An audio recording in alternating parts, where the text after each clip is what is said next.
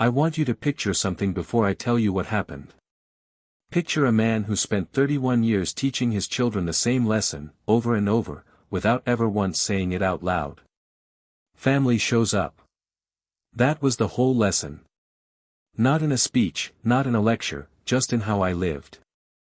And then, at 61 years old, lying on an exam table with a cardiologist telling me my left anterior descending artery was 80% blocked, I found out which one of my children had actually been listening.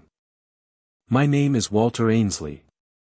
I spent 34 years as a machinist at a precision tooling plant outside Dayton, Ohio, the kind of job where your hands never fully lose the smell of cutting oil no matter how many times you wash them. I retired 4 years ago with a pension that covers the mortgage and not much else. My wife, Carol, passed 6 years back. Ovarian cancer. I don't dwell on that part in this telling, but you should know it, because everything that happened after started with me being a man alone in a house that used to be loud. I have 2 children. Preston, 38, a hospital administrator in Columbus who married into money and then made a good deal more of his own. And Denise, 32, a physical therapist in Kettering, married to a good but unremarkable man named Marcus who drives a delivery route for a regional grocery chain. I want to be honest with you the way I was honest with myself that night in the cardiac unit. I loved both my children equally. But I'm not going to pretend I didn't carry a little extra pride around Preston. The corner office. The name on the hospital directory. The way people in town would say, "Oh, you're Walter Ainsley, Preston's dad," like that was the whole introduction I needed. That pride cost me something. I just didn't know it yet. Welcome to Dad's Raw Revenge. Get comfortable, and remember, the people in these stories had every chance to behave themselves. They just chose wrong.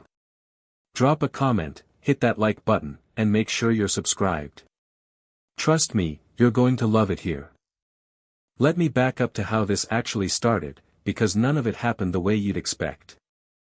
It was a Thursday morning in late September, and I was mowing the back strip of my yard, the part that always gets away from me because the mower doesn't turn well near the fence line. I remember the exact feeling. Not pain, not at first. Just a tightness that spread from the center of my chest out into my left arm like somebody had wrapped a ratchet strap around my ribs and started cranking it slow. I shut the mower off. I stood there in the grass clippings for a second, telling myself it was heartburn, the way men my age tell themselves everything is heartburn right up until it isn't. Then my knees buckled and I sat down hard in the grass, and that's when I knew. I dialed 911 myself. I want that on the record, because later somebody in my family tried to make it sound like I'd been careless with my own health, like I'd brought this on myself through stubbornness. I hadn't. I called for help the second I understood I needed it. That's not the part of this story where I made a mistake. They took me to Miami Valley Hospital. A cardiologist named Dr. Okafor did the catheterization himself, and when he came back to talk to me, he didn't waste words, which I respected. "Mr. Ainsley, you've got significant blockage in your LAD. We're talking about what's sometimes called the widowmaker artery. You're going to need a stent placed, possibly 2, and I want to do it within the next 48 hours. I'm not going to sugarcoat the risk of waiting." I asked him what it would cost me. He didn't know the exact number, that's not how doctors work, but the woman from financial counseling who came in after him did. My insurance through the pension fund had a gap, a real one, on interventional cardiology procedures done outside a narrow network, and Miami Valley wasn't fully in that network for the specific catheterization lab team available on the timeline Dr. Okafor wanted. The number she gave me, after everything insurance would cover, was $4,200, due as a deposit before they'd schedule the procedure inside the 48-hour window he wanted. I had $1,100 in checking. My savings, what there was of it, had gone into a new roof the spring before. I sat in that hospital bed doing the same math over and over, hoping it would come out different, and it never did. So I called my son. "I want you to understand something about Preston before I tell you what he said, because I don't want you thinking I raised a monster. I didn't. I raised a boy who worked 2 jobs through college, Who never once asked me for a dime after he turned 22, who built something real with his own hands, even if those hands were signing budgets instead of running lathes. He earned what he has. That's not in dispute. What was in dispute, what I was about to find out, was what he thought he owed the man who helped make that possible. He picked up on the third ring. I could hear an open office behind him, printers, somebody laughing 2 desks over. "Dad, hey, can I call you back in like 20 minutes? We're mid-budget review." "Preston," I said, "I need to talk to you about something serious. I'm at Miami Valley. I had a cardiac event this morning." That got his attention, I'll give him that. He asked the right questions at first. Was I stable? What did the doctor say? Was Denise there yet? But when I got to the number, $4,200, I heard something shift in his voice. Not fear for me. Something colder than that. "Dad, that's a lot of money to just come up with today." "I know it is, son. That's why I'm calling you." Long pause. Long enough that I could hear the printer again, spitting out pages, completely indifferent to the fact that my life was rearranging itself in real time. "Dad, I've got the Hendricks acquisition closing this quarter. Every dollar Sarah and I have liquid is earmarked for the house renovation and Ethan's preschool deposit. I can't just pull $4,000 out of thin air right now." "This isn't thin air, Preston. This is my heart." I heard him exhale, the particular sound of a man who has decided he's the one being unreasonably burdened. "Dad, have you looked into a payment plan with the hospital? They do that.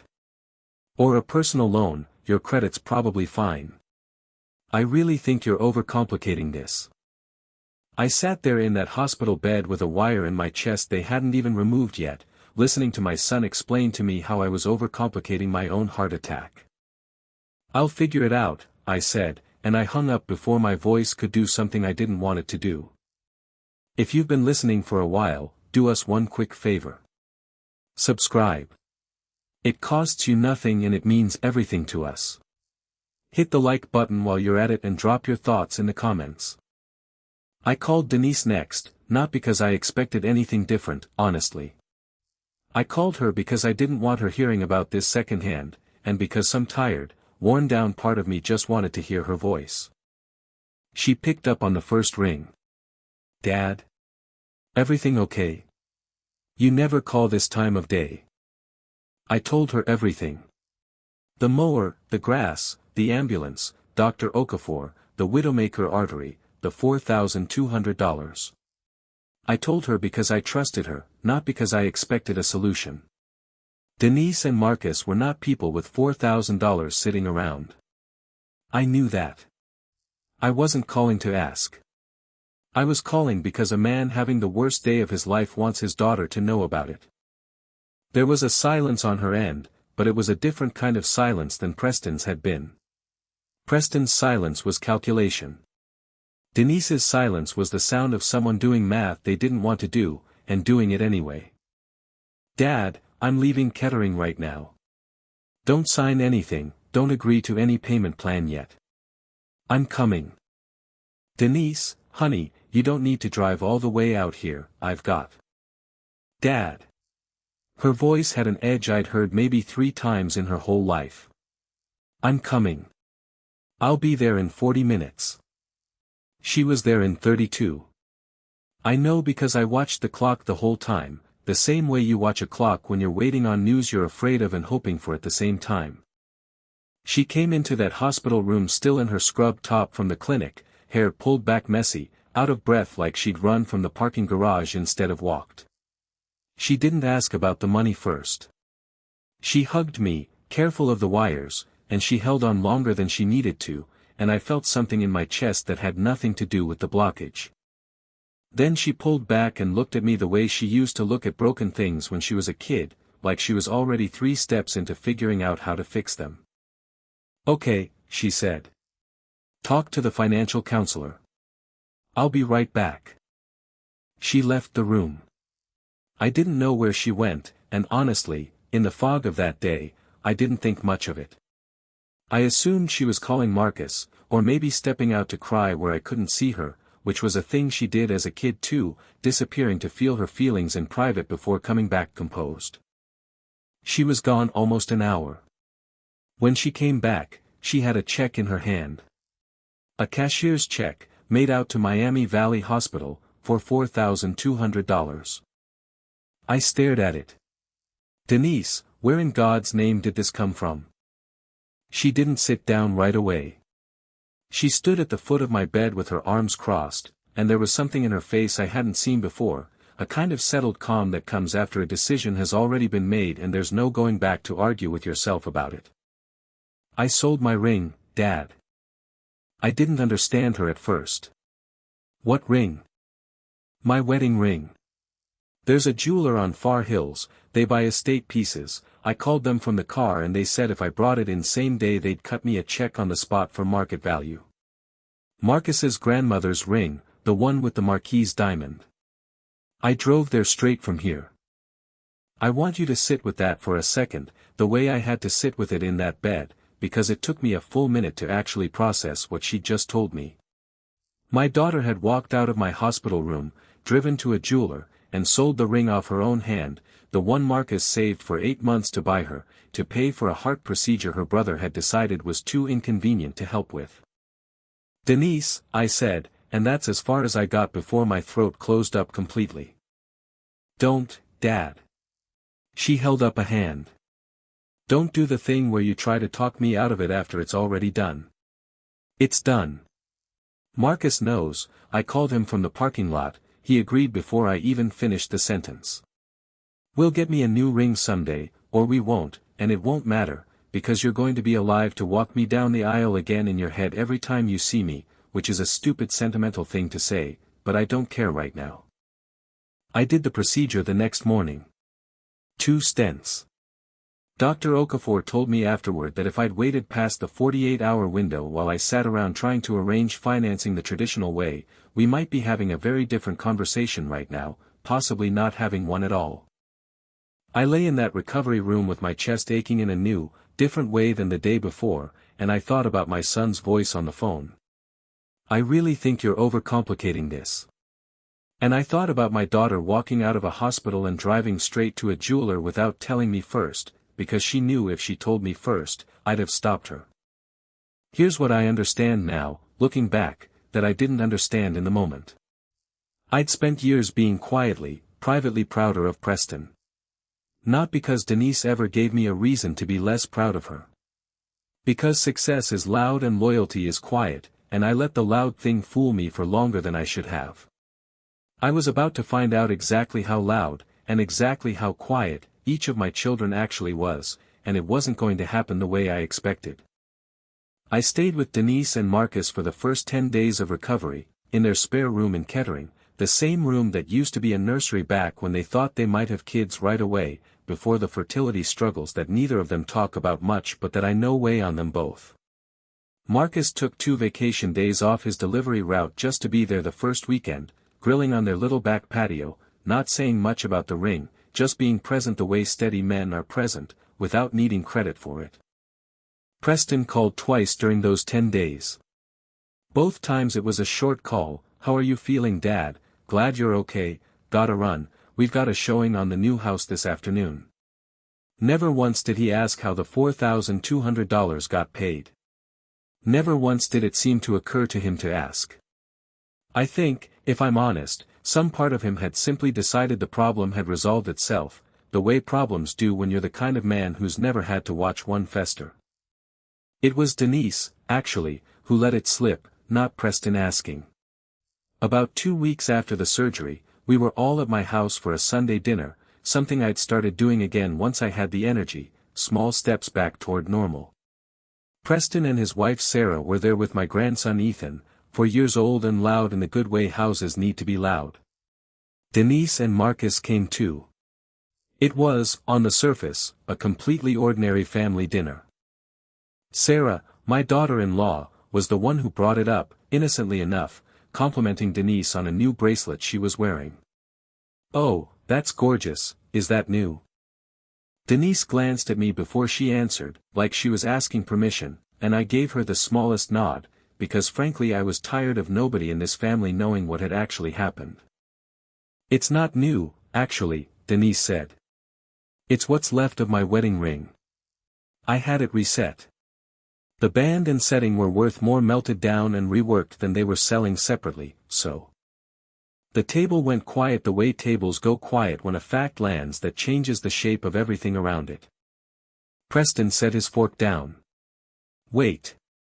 What do you mean, what's left of your wedding ring?" "I sold it," Denise said, evenly, like she was reading off a grocery list. "The day Dad went in for his stents. The hospital needed $4,200 before they'd schedule the procedure inside the window the cardiologist wanted, and I had it, so I did it." I watched my son's face very carefully in that moment, because I wanted to know, really know, what was underneath the version of him I'd been quietly proud of for years. And what I saw wasn't shame, not right away.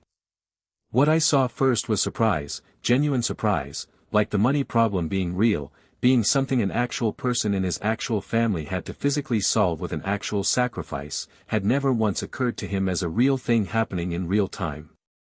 "I didn't know it got that bad," he said, quietly.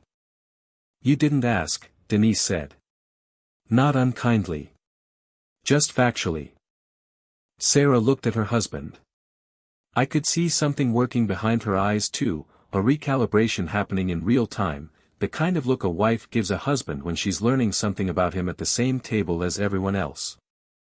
I'm not going to pretend the dinner turned into a screaming match, because it didn't. Preston is not a screamer. He's a man who processes things quietly and then makes decisions about them later, in private, the same way he processes a budget review. He got very still, finished his dinner mostly in silence, and left a little earlier than usual, hugging me at the door a beat longer than his usual perfunctory hug, saying nothing else about it. I thought that might be the end of it, honestly. I thought maybe the shame of the moment would sit with him and quietly reshape something, the way shame sometimes does in decent people who've simply gotten comfortable. I was wrong. It didn't reshape anything. It curdled into something else entirely. If you have been listening for a while, drop your thoughts in the comments. Hit the like button while you're at it, and be sure you're subscribed. About 3 weeks later, I got a call from my attorney, a man named Gordon Bell who'd handled my and Carol's estate planning years back and who I trusted completely, mostly because he never used 10 words when 3 would do. He told me Preston had called his office. Not me directly. His office. He wanted to know about your will, Walter, Gordon said. Specifically, he wanted to know how the house and the remaining pension assets were currently allocated between him and Denise. I sat with that for a second. Did he say why? Gordon paused in the way lawyers pause when they're deciding how much to editorialize.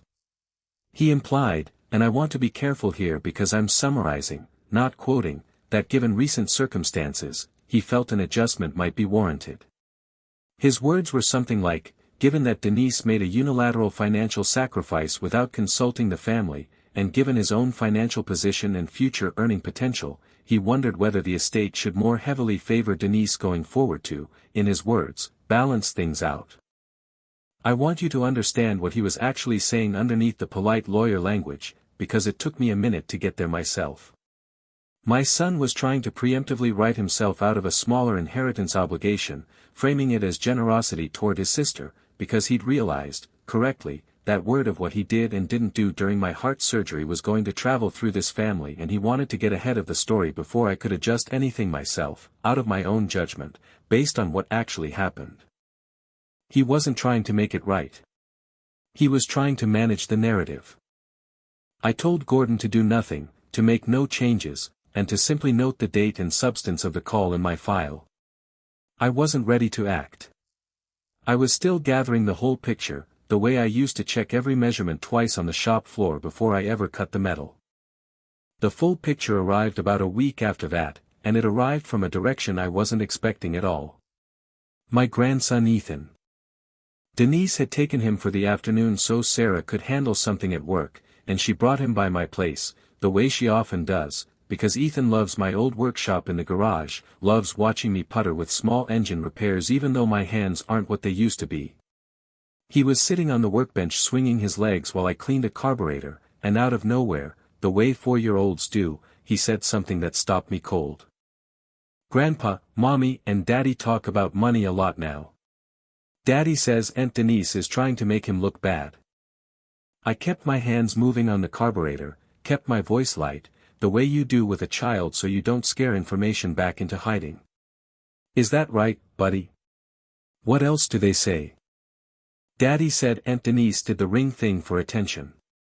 That she wanted everyone to feel sorry for her."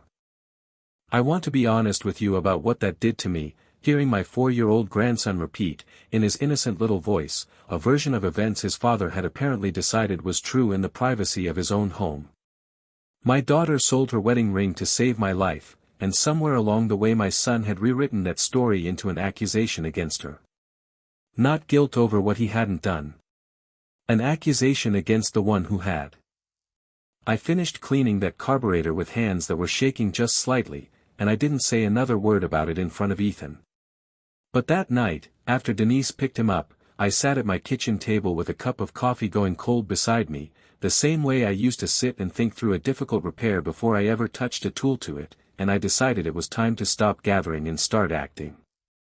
I called Gordon Bell the next morning and asked him to draw up an appointment for the following week. Then I called Denise and asked her, casually, if she and Marcus were free for dinner at my place on a Sunday about 10 days out. Then, and this is the part that mattered most, I called Preston and told him I wanted to have a family conversation, all of us together, about some updates I was making to my estate planning, and that I'd appreciate everyone being there. I didn't tell him what the updates were. I wanted him walking into that room the same way I'd walked into a cardiac unit 3 months earlier.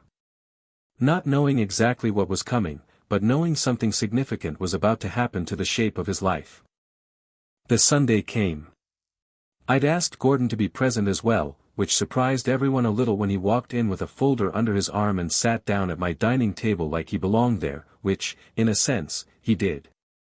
Preston arrived first with Sarah and Ethan, in good spirits, the way a man is in good spirits when he believes the meeting ahead is going to work in his favor. He'd clearly been thinking about this conversation for 10 days, the way he thinks about everything, strategically, and I believe he genuinely expected to walk out of that dinner having positioned himself well. Denise and Marcus arrived a few minutes later, and I could tell by Denise's face she had no particular expectation either way. That's who she is. She doesn't angle for things. She shows up. I let everyone eat first. I'd made a roast, the way Carol used to make it on Sundays, and I let the table be normal for a little while, let Ethan tell everyone about a dinosaur documentary he'd watched, let the ordinary warmth of a family dinner exist in the room one more time before I changed the temperature of it entirely. Then I set my fork down, and I looked at Gordon, and he opened the folder. "I want to talk about my will," I said, and about the conversation Preston had with Gordon's office a few weeks back. I watched Preston's posture change instantly, the practiced calm of a man walking into a negotiation he thought he'd already won. "Dad, I just wanted to make sure things were fair for everyone, given." "Given what, Preston?" I kept my voice level, the way Dr. Okafor had kept his voice level telling me about the widowmaker artery. "Let's actually say it. Given that your sister sold her wedding ring to pay for my heart surgery, while you told me on the phone from your office that I was overcomplicating things." The table went silent. Sarah's eyes dropped to her plate. Marcus reached over and put a steady hand on Denise's knee under the table. I saw him do it.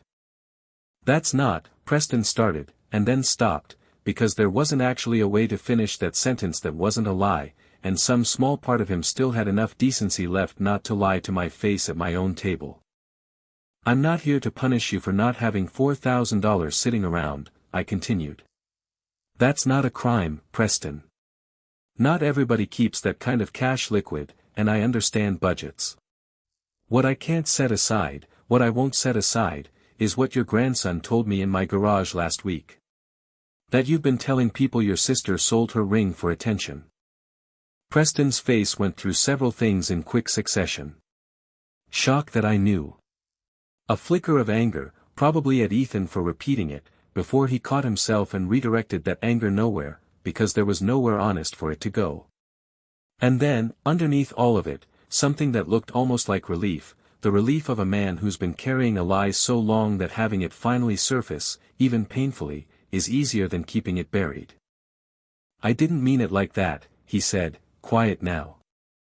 Then how did you mean it, I asked, because I genuinely want to understand. Because from where I was sitting, in a hospital bed, with a wire in my chest, you told me I was overcomplicating my own cardiac event. And your sister drove straight from that room to a jeweler and took the ring off her own hand. Gordon slid a single page across the table toward Preston, and I want to tell you exactly what was on it, because this was the part I'd spent 10 days preparing. It wasn't a punishment document. I want to be very clear about that, because I know some of you watching might expect me to say I cut my son out entirely, wrote him to zero, made some dramatic gesture for the sake of the story. That's not what I did, and I want to explain why, because I think it matters more this way. The house and the bulk of the pension assets remain divided evenly between Preston and Denise, the way they always were. I didn't touch that. What I added was a single new provision. A separate account, funded from what remains of Carol's and my modest savings after the medical costs settle, roughly $19,000, placed in trust for Denise alone, outside the general estate, non-negotiable, effective immediately upon my death, with a letter attached explaining exactly why. Not as punishment against Preston. As a plain, permanent, written record of the truth. That when her father needed her, she showed up with everything she had, including the ring off her own hand, and that record was going to exist whether or not the rest of the family ever wanted to talk about it again. Preston read the page in silence. I watched something in his shoulders drop, not in anger, in genuine, quiet grief, the kind that comes when a man finally sees clearly what he actually did, without the fog of self-justification he'd been living inside for weeks. I don't need you to apologize to me tonight, I told him, and I meant it. I need you to apologize to your sister, in your own time, when you actually mean it, not because I'm sitting here watching. And I need you to understand something else. This isn't about the money, Preston. It never was. It's about the fact that when I needed a family to show up, one of my children thought it through, budgeted it, and called it overcomplicated. And the other one didn't think at all. She just went and did it. Denise hadn't said much through any of this. When I finally looked at her, her eyes were wet, but she wasn't the one who needed comforting in that room, and she seemed to know it too, because instead of saying anything to me, she reached across the table and put her hand over Preston's. I don't need the trust, Dad, she said quietly. I didn't do it for a trust. I know you didn't, honey. That's exactly why you're getting it. Preston left that night without finishing his coffee, hugging Ethan tight before he went, saying very little to me at the door except, I'm going to fix this, Dad. I'm going to fix it right. I'm not going to tell you he fixed everything overnight, because that wouldn't be true, and I promised myself telling you this story that I'd tell it straight. It took months. He called Denise the following week and the conversation, she told me later, involved a lot of silence on both ends and one moment where his voice broke completely, something she said she hadn't heard from her brother since they were kids. He didn't try to buy her a new ring, which I respected, because that would have missed the point entirely. What he did instead, about 2 months later, was show up unannounced at her physical therapy clinic on a Saturday, sit in the waiting room for 45 minutes until her last patient left, and ask if he could take her and Marcus to dinner. Just the three of them. No agenda, he told her.